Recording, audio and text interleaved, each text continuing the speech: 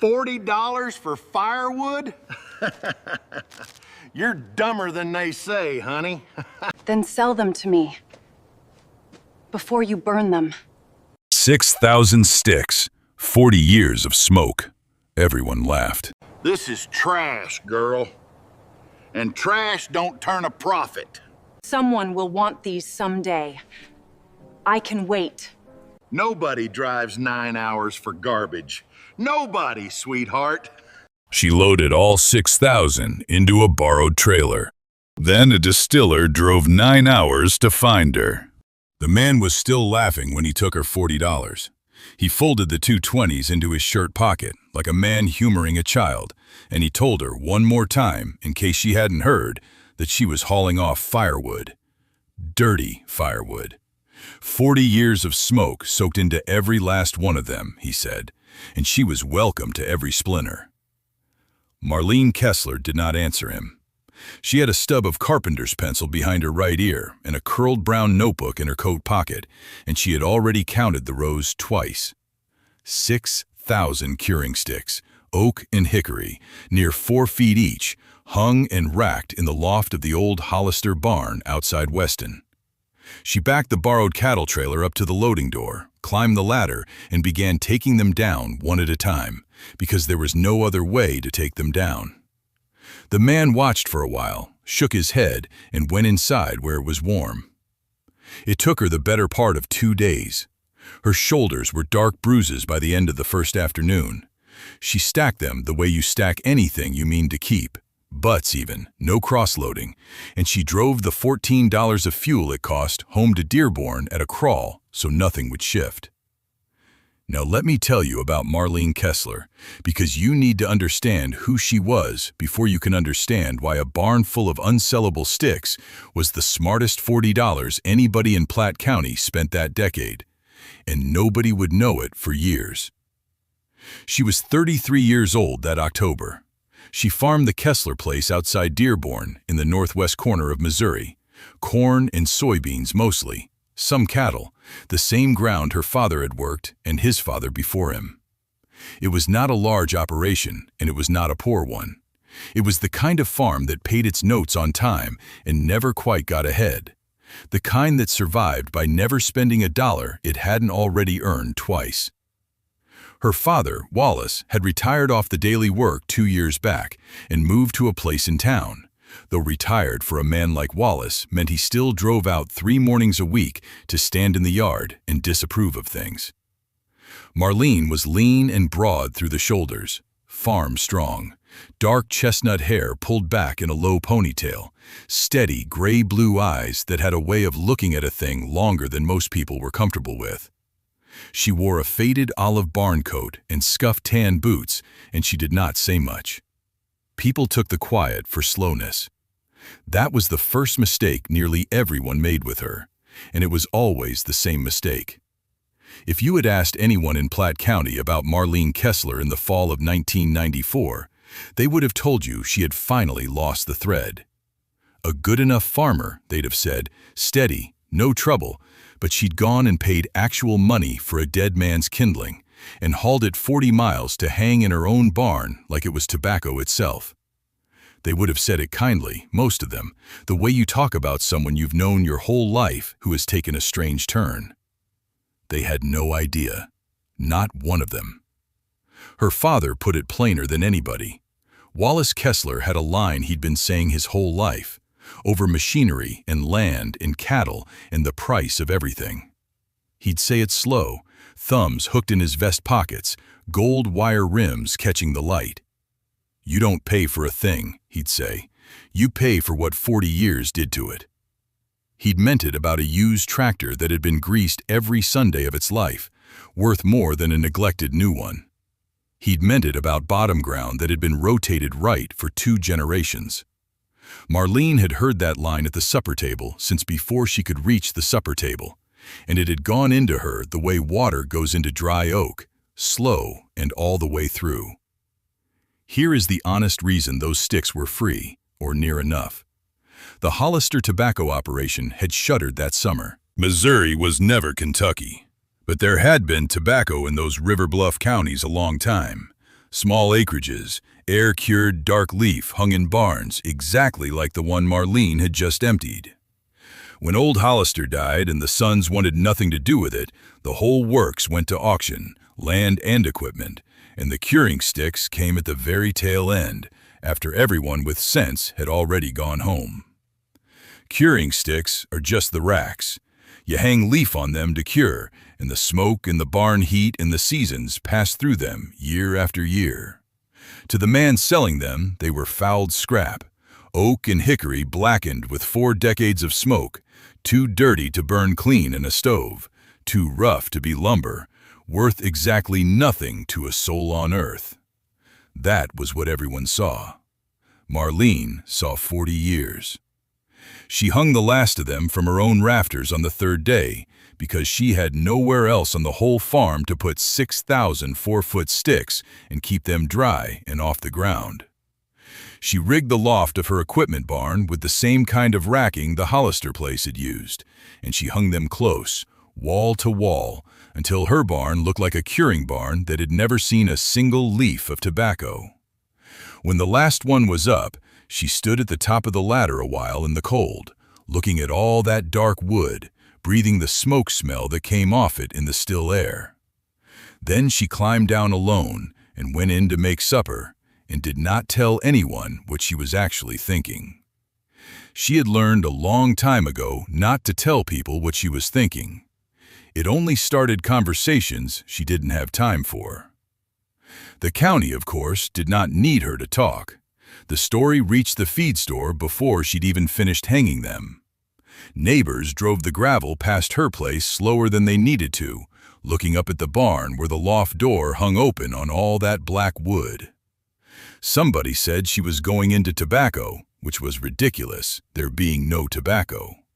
Somebody else said she'd bought them for the wood and was going to mill them, which showed they'd never picked one up, because a cured curing stick is checked and hard and the wrong dimension for anything a mill wants.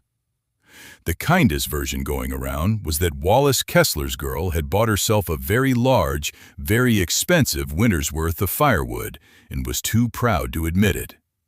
That was the version Marlene let stand, because correcting it would have meant explaining, and she wasn't ready to explain, and she was not sure it would have done any good if she were.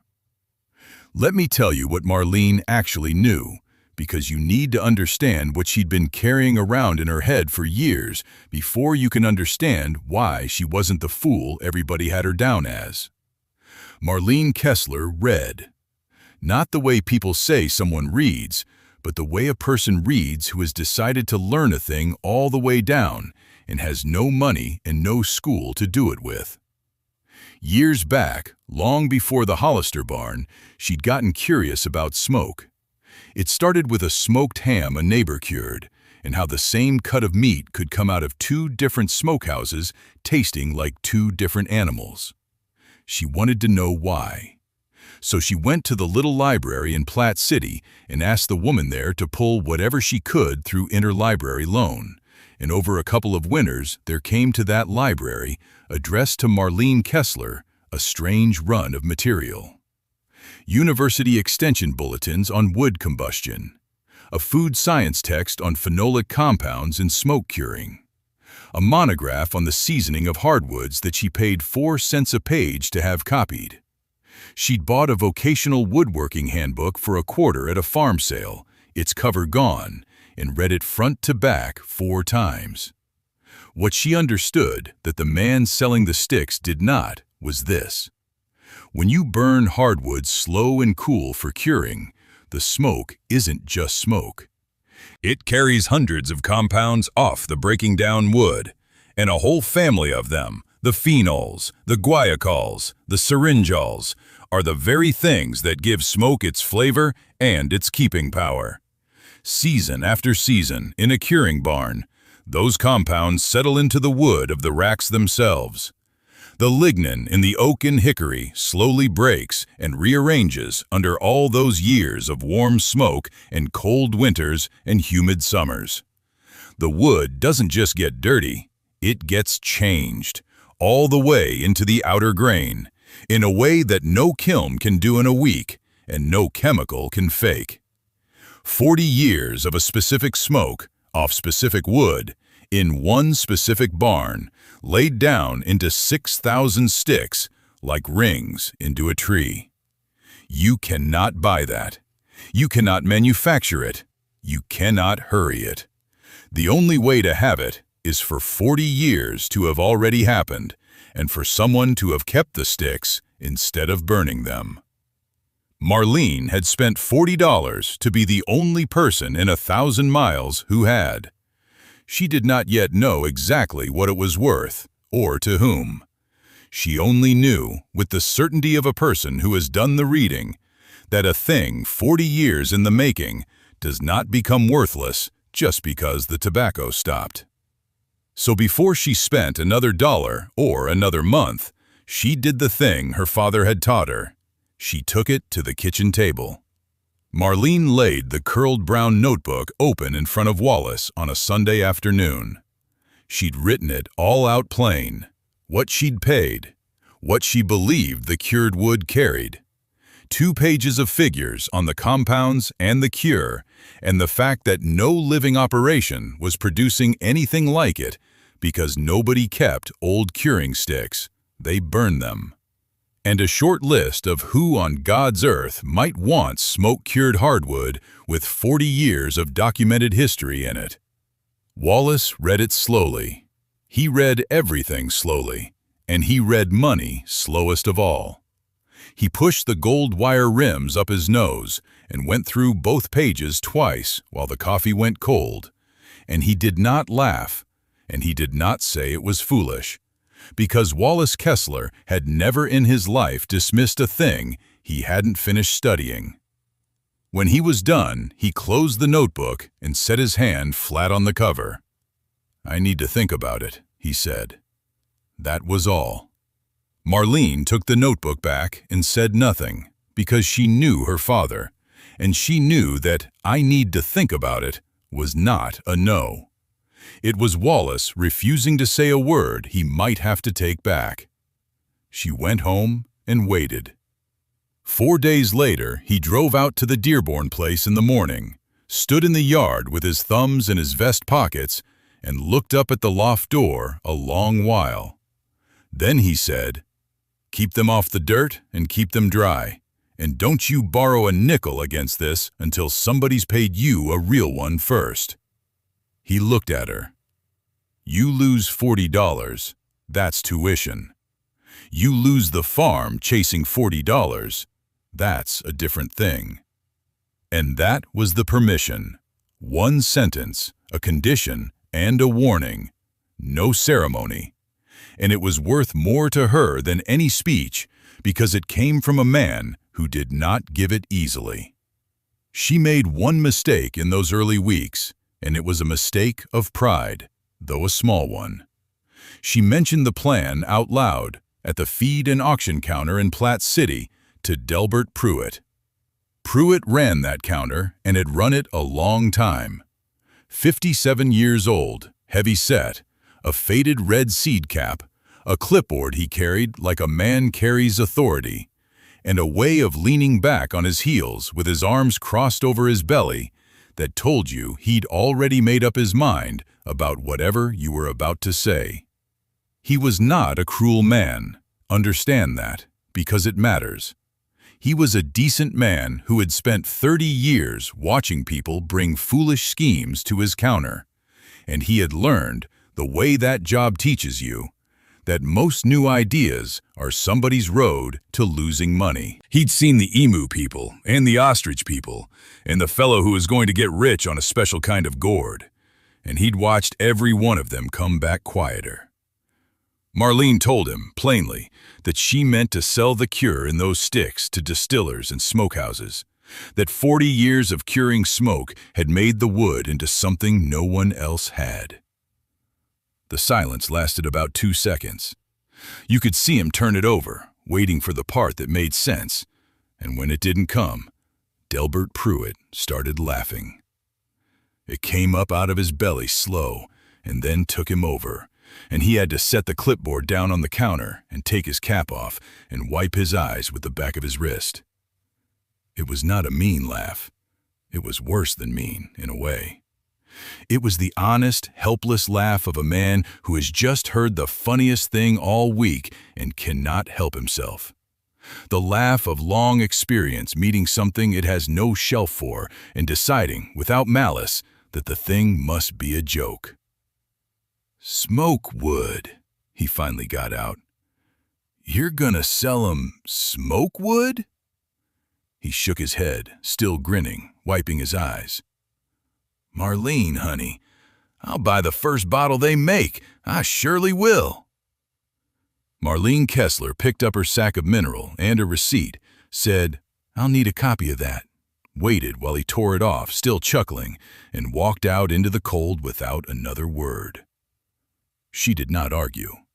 She had learned long ago that you do not answer a laugh with words. You answer it with time. Here is a thing worth knowing about Marlene, and it is the thing that separated her from every gourd man who ever stood at that counter. She was not stung into working harder to spite Pruitt. She simply went home and worked, because the work was there to be done, and the laughing had nothing to do with it. She never once, in all the years that followed, tried to prove Delbert Pruitt wrong. She only tried to be right, which is a different thing entirely, and a slower one, and the only one that ever actually works. Now let me pause here and ask you something directly, because it's the whole hinge of this, and then I'll get back to the barn. When was the last time you looked at something everyone around you had already agreed was worthless and trusted your own eyes over the whole crowd? It is a lonely thing to do. It costs you nothing but your reputation, and your reputation, it turns out, is the most expensive, cheap thing you own. Marlene spent hers freely that winter. Hold on to that, because it comes back around. What she did through that first cold season was catalog. She could not sell a thing she could not describe, and she could not describe 6,000 sticks by waving at a barn. So she went up into the loft with the notebook and the carpenter's pencil and a moisture meter she'd saved for, and she started at the north wall and worked across, and she wrote down every stick. Not each one numbered, that would have been madness, but sorted. Oak here, hickory there. Sticks that had hung in the hot upper tiers of the old barn, where the smoke pooled thickest and the cure ran deepest, kept separate from the ones off the cooler lower racks. Moisture readings, week over week, so she'd know how the wood behaved as it settled into her drier Dearborn barn. She learned to read a stick by its color and its weight and the smell when she thumbed the grain, and she wrote it all down in the curled brown book until the book was half full and she'd started a second. Then she tried to make a product, and she failed, and the failure taught her the one thing she most needed to know. Her first idea was reasonable and wrong. She figured a distiller or a smokehouse wanted clean, sized wood, chunks and chips they could feed a firebox. So she took a batch of the deepest cured hickory, the best she had, and she ran it through a splitter to break it down to chip stock, meaning to clean off the rough, blackened outside and hand a buyer neat, uniform pieces. The batch came out cracked and gray and dead. She stood over it with her hands flat on her hips and could not at first understand it. It was the same wood. Then she picked up a fresh split and a whole cured stick and held them side by side under the loft door light. And she understood, and it went through her cold. The cure lived in the skin. 40 years of smoke and season had worked into the outer seasoned layer of each stick, an eighth of an inch, a quarter at most, of grain that had been transformed. The core was just old oak, just old hickory, dry and ordinary. When she split and cleaned the sticks, she had done the one unforgivable thing. She had thrown away the very 40 years she'd paid for and kept the part worth nothing. Every clean, uniform chip she'd made was cored out in gray because she had planed off the treasure and boxed up the rock it grew on. She wrote that in the notebook and underlined it twice.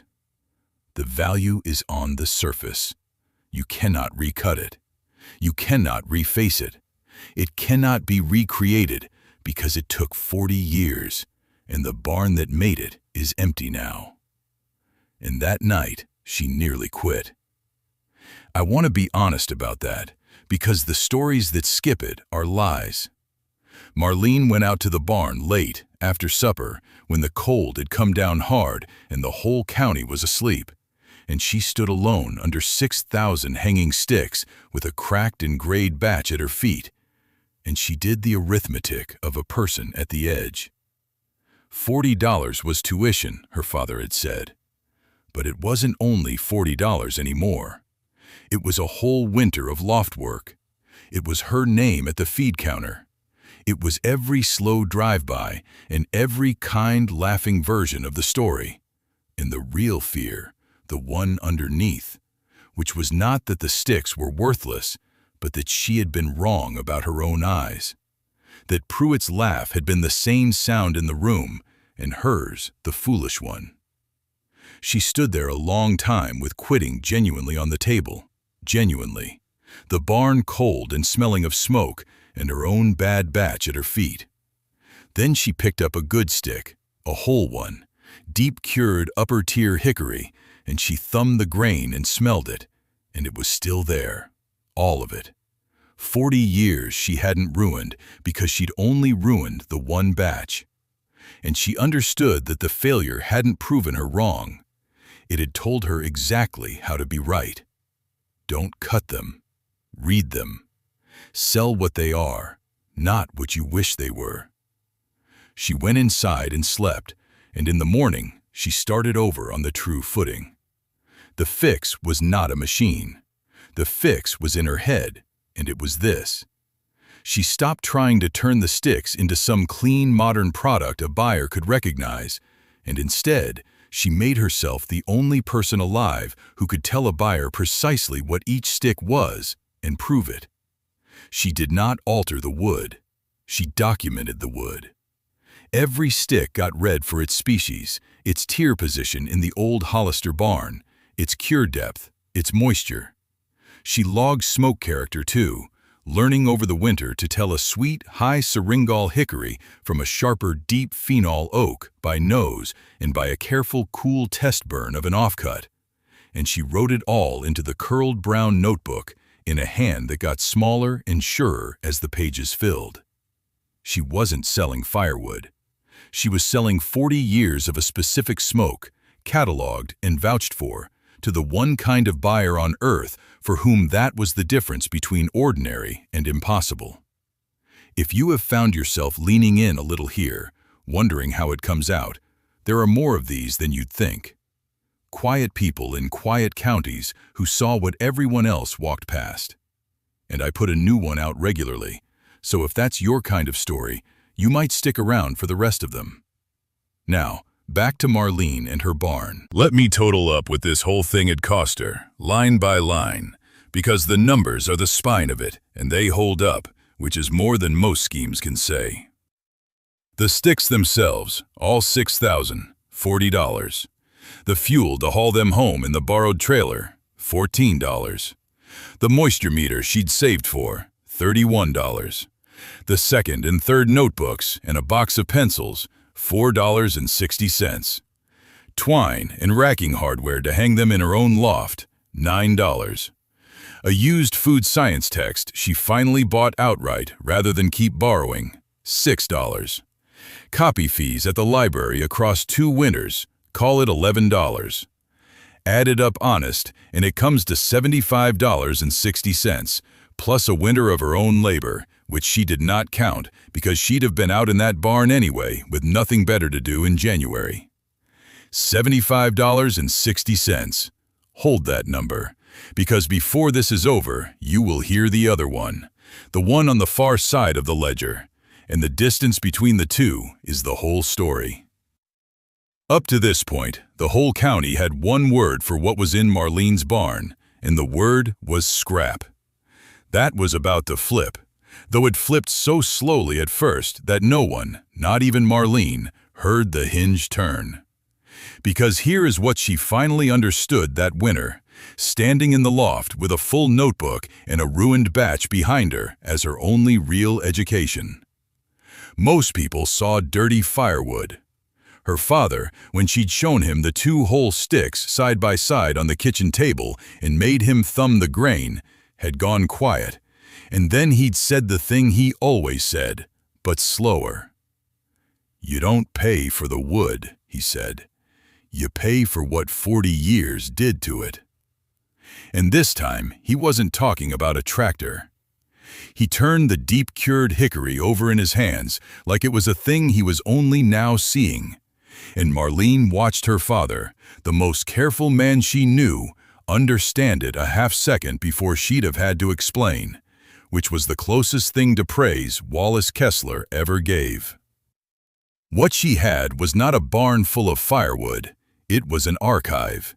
6,000 entries in a 40-year record of one specific smoke, written into hardwood in a language only a few people on Earth could read, and she had spent the winter learning to read it and to prove it. The tobacco world had thrown it away because the tobacco world was done. But the smoke world, she suspected, the people who lived and died by exactly this chemistry and could never get it, that world did not yet know she existed. Word travels on flat ground the way water does, slow, sideways, finding the low channels, and you never quite see it move until it's already somewhere new. Marlene had done one thing besides catalog that winter. She'd written, in her small, sure hand, 3 letters. One to a smokehouse supply outfit, one to a cooperage, and one to the Extension Food Science Department at the university, whose bulletins she'd been reading for years, describing plainly what she had and asking, in effect, whether she was crazy. The extension man wrote back that she was not crazy, that he'd love to see it, and that he knew a few people who might want to as well. He mentioned it to someone. Someone mentioned it at a conference. And somewhere down in Kentucky, that spring, a rumor started to move that there was a barn in northwest Missouri hung with 6,000 sticks of oak and hickory carrying 40 years of documented dark tobacco cure, and that the woman who owned it had them cataloged to the tier. Rumors like that do not mean much to most people who hear them, but there was one man for whom that rumor was the thing he'd been looking for his whole working life, and when it reached him, he set down what he was doing and got quiet. Let me tell you about Coleman Rourke, because you need to understand what a man like him needs before you can understand why he'd drive 9 hours to a farm he'd never heard of on the strength of a rumor. Rourke was 46, tall and lean, sandy hair going gray at the temples, a close reddish beard, deep-set brown eyes that held still on a thing a long time. He owned a small craft distillery in Kentucky, the kind that was just then starting to matter, where the whole game was flavor and provenance and doing the old things the slow way. He carried a little folding brass magnifier in his breast pocket, and he used it the way other men use their hands when they talk. He was not a loud man, and he was not an easy sell. And he had a problem that money could not solve. Rourke had gotten it into his head to smoke finish some of his barrels, and to smoke a portion of his mash grain, chasing a character he could taste in his mind and could not produce. And he had learned, the hard and expensive way, what Marlene had learned reading in a farm loft. Fresh wood does not do it. Kiln-dried oak smoked last week gives you a raw, sharp, one-note smoke, all bite and no round. The thing he wanted, the deep, layered, mellow smoke that seemed to have a memory in it, came only from wood that had been cured slow over years, its lignin already broken and rearranged by long seasoning, and, better still, by long exposure to smoke itself. He had chased it through kilns and through every wood supplier who'd take his call, and he could not buy it, because nobody makes it on purpose. It is a thing time makes and men throw away. So when the rumor reached him, A Missouri barn, 6,000 sticks, 40 years of dark fire tobacco cure, cataloged by species and tier and cure depth by some farmer who apparently understood the chemistry. Coleman Rourke did not write a letter and wait. He got in his truck before dawn and drove 9 hours north, up out of Kentucky and across the whole width of Missouri, and pulled into the Kessler yard outside Dearborn in the late afternoon with the light going long and gold across the corn stubble. Marlene was crossing the yard when the strange truck came up the drive.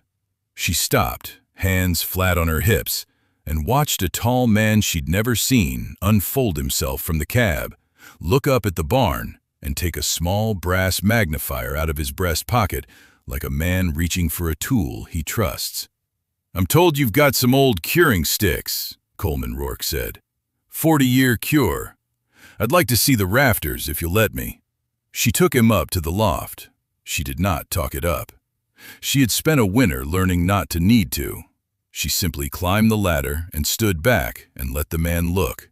And Coleman Rourke stood in the doorway of that loft with the low sun coming in behind him across 6,000 hanging sticks, and Marlene watched a change come over a stranger's face that she would remember the rest of her life. He did not say anything for a long time. He reached up and lifted down a single stick, deep-cured upper-tier hickory, and he weighed it in his hands, and he ran the brass magnifier along the grain slow, and he thumbed it, and he brought it to his nose. Then he asked her, quietly, if he could burn a piece. She had a cool test rig set for exactly that out in the granary, because she'd spent all winter learning to read smoke off an offcut without ruining a stick. She sawed a short length off the butt, the part that carried no cure and wouldn't waste any, and she set it going low and cool the way you would to cure, not to heat, and the two of them stood over it in the failing light and smelled what came off it. Marlene had smelled it 100 times that winter and knew exactly what it was. She watched Coleman Rourke smell it for the first time. He closed his eyes. When he opened them, he took the little magnifier down from where he'd been holding it, and he looked at her instead of the wood. "What do you want for them?" he said. "Not, what does one cost? What do you want for them?" Marlene Kessler had a number ready. She had worked it out over the winter, cure depth and species and tier. 6,000 sticks against what such a smoke was worth to a man who could not get it anywhere else on earth. And she gave it to him, plain, and did not move off it, and did not explain how she'd arrived at it. Because a person who explains their price is a person negotiating against themselves. "The good hickory off the top tiers runs more than the oak," she said. "It's all in the book, stick by stick. The book comes with them, and I'll teach your man to read it." She paused. "The barn's not for parting out. It's the whole stock or none, and I'll need it in writing." Coleman Rourke looked at her a moment, and something moved at the corner of his mouth that was almost a smile. The look of a man who has driven 9 hours on a rumor and found, at the end of it, not a fool, but the one person in 1,000 miles who knew exactly what she had. "The whole barn," he said. "Every stick. I'll take the whole barn." They did the deal at Marlene's kitchen table, the same table where she'd laid the notebook in front of her father. And it took 2 days because Coleman Rourke was as careful as she was and read every line. He bought all 6,000 sticks. He bought the notebook, the catalog, the right to have her sort and grade the stock by tier and cure so his cooperage could match the smoke to the barrel. The oak went at one price, and the deep-cured top-tier hickory went at better than triple that. And when you totaled the whole barn, graded and sorted and vouched for, against $75.60 in tuition, the number on the far side of the ledger was better than $11,000 for the first stock alone. And it was the smallest number Coleman Rourke would ever pay her. Because he came back, and he brought others. But that first one, that first $11,000 for a barn of dirty firewood, That was the one that turned the hinge. Marlene did not celebrate. She wrote it in the book. Word of a sale travels the same flat ground as word of a folly, and it travels faster. And it does not take long before it reaches a feed counter. Delbert Pruitt heard that a Kentucky distiller had driven 9 hours and paid real money, thousands, for the Kessler girls' smoke wood. And Delbert Pruitt, to his lasting credit, did a thing that most men who have laughed at somebody will not do. He came out to the farm, alone. On a weekday morning, no clipboard, the red cap in his hands instead of on his head. Marlene was in the barn when his truck came up the drive, and she came to the loft door and looked down at him standing in the yard where Rourke had stood, looking up at the last of the sticks she hadn't yet crated. Delbert Pruitt was not a man who found words easy for this. You could see it cost him.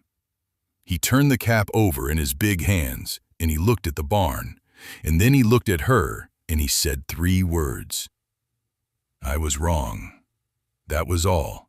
He did not dress it up, and he did not make a joke to cushion it, which for a man like Pruitt was the hardest way to do it, and therefore the only honest one. Marlene came down the ladder and stood in front of him, and did not gloat, because she had never once been trying to make him say it. And a person who isn't trying to win doesn't need the trophy when it comes. Appreciate you saying so, was all she said. And then Delbert Pruitt did the thing that made him more than just a decent man who'd been wrong. He put the cap back on, and he said, There's 3, 4 more of these old tobacco barns between here and the river. Son's wanting shut of 'em, sticks and all. You want? I'll make some calls. I know every one of them boys. He'd spent 30 years building the one thing Marlene didn't have, which was a Rolodex of every cellar in 4 counties, and he laid it at her feet without being asked, because that was how a man like that apologized. Not with words, he'd already spent his words, but with the thing he actually had.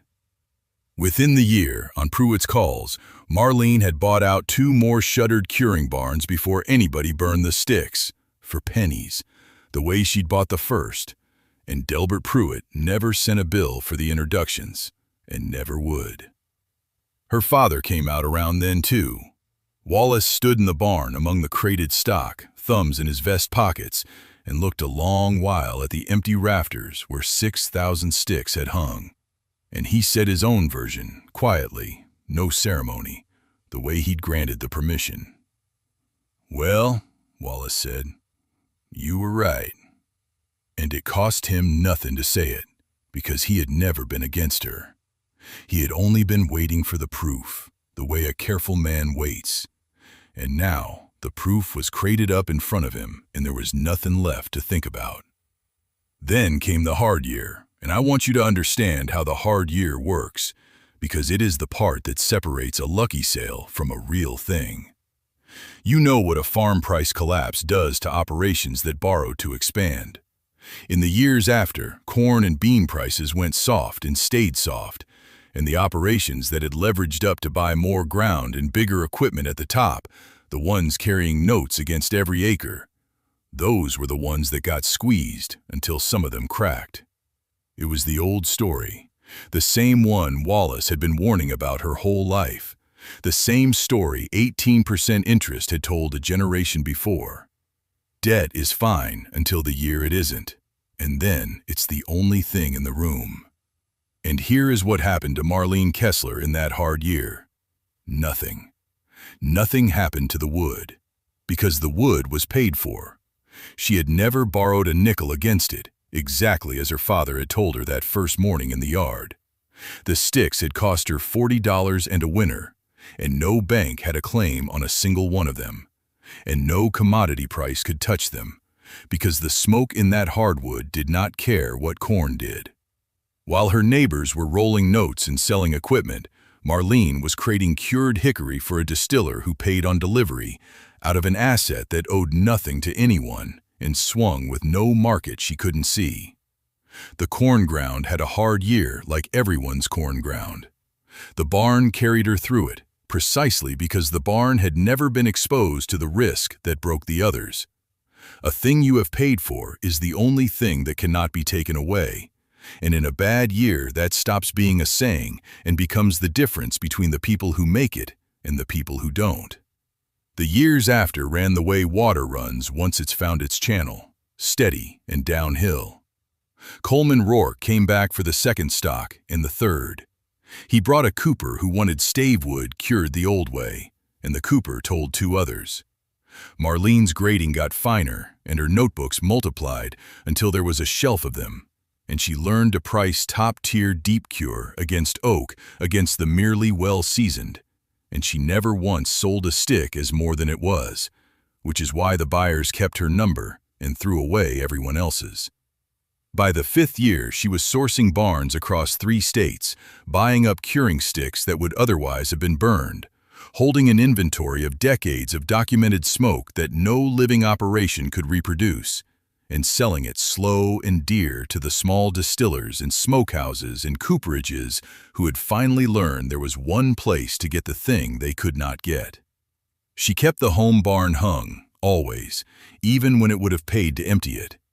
She said it was working stock. It was, but it was also the thing itself, the 6,000-stick barn, and she never quite got over needing to see it full. The operation stood through the hard year on wood that owed nothing to anyone, and it kept standing, and by the time the trade had a name for what Marlene Kessler did, decades had gone by. Let me give you the shape of it in plain figures, because the figures held up the whole way, and they are the truest thing I can tell you. From that first $11,000, the business grew the way careful things grow. No leaps, no crashes. Within 10 years, she was moving cured stock in the low 6 figures a year and had a waiting list she managed by hand out of the curled brown notebooks. She never took on debt. She bought barns for pennies and sold decades for dollars.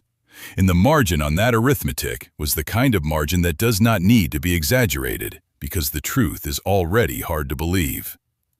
She turned a $40 barn of dirty firewood into a 30-year trade in smoke that half the good small distilleries in the middle of the country came to depend on, and she did it without a single year of borrowing against it. The outside world found her eventually, the way it does. A writer from a distilling trade magazine drove up one fall to see the Missouri barn everybody in the business had heard about and nobody had photographed. The barn of 6,000 sticks that had started it all. Marlene took him up to the loft, same as she'd taken Rourke, and let him stand in the doorway with the low sun behind him. And he wrote a piece that made her something close to famous among the few thousand people on Earth who understood exactly what they were looking at. She kept a copy in a drawer and never once mentioned it to anyone in Platte County, because the people in Platte County had known her since before the sticks, and that was worth more. And then, the way these stories always end and always begin, someone came up the drive with a notebook. Her niece, Wallace's granddaughter, grown now, came out to the farm one afternoon with a spiral notebook in one hand and a laptop under her arm. And she stood in the barn among the hanging sticks and told Marlene she'd been thinking. There was a whole world of stuff, she said, that got thrown out for being changed by time when the change was the whole value. Spent cooperage, old rickhouse timber soaked with decades of angel share, retired smokehouse brick that had breathed 40 years of hickory. Nobody was reading any of it. Nobody was cataloging what time had done and proving it and selling it to the people who couldn't make it themselves. She had it half worked out already, she said, and she opened the notebook to show her aunt the figures. Marlene Kessler, who had once had to wait 4 days at a kitchen table for a 1-sentence permission, who knew to the bone exactly what it was to see a thing clearly and be laughed at for it, did not say she'd need to think about it. She looked at her niece's figures for about as long as it takes to know they were sound, and she said, "Yes, right there. No condition, no waiting, one word," because she had spent her whole life on the other side of that word and knew precisely what it was worth to hear it right away. Then she took a whole cured stick down off the rafter, deep cured upper-tier hickory, and put it in the girl's hands and made her thumb the grain and smell it, and she said the line, the one her father had said at the supper table before she could reach the supper table, the one Wallace had said again holding 2 sticks in his hands the day he finally understood. "You don't pay for the wood," Marlene told her niece. "You pay for what 40 years did to it." The girl wrote it in the notebook. She paid $40 for 6,000 sticks a man was about to burn. The whole county called it trash, and they weren't lying, exactly. It was trash, the same way a full granary is just seeds somebody didn't eat. The same way bottom ground is just dirt nobody hauled off. It was worthless, right up until it wasn't, and the only thing that changed was who was doing the looking. They laughed at the feed counter. The corn years went hard, and the notes came due, and good operations folded all around her. The barn stood.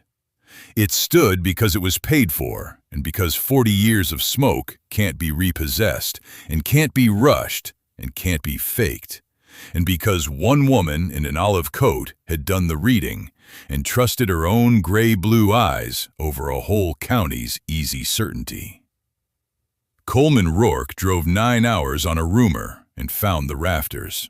Except now, when you stand in that loft with the low sun coming through, 6,000 sticks don't look like anybody's firewood. They look like exactly what they always were. The 40 years that time gave away for free, hung up in the dark, waiting the whole while for the one person who bothered to look up.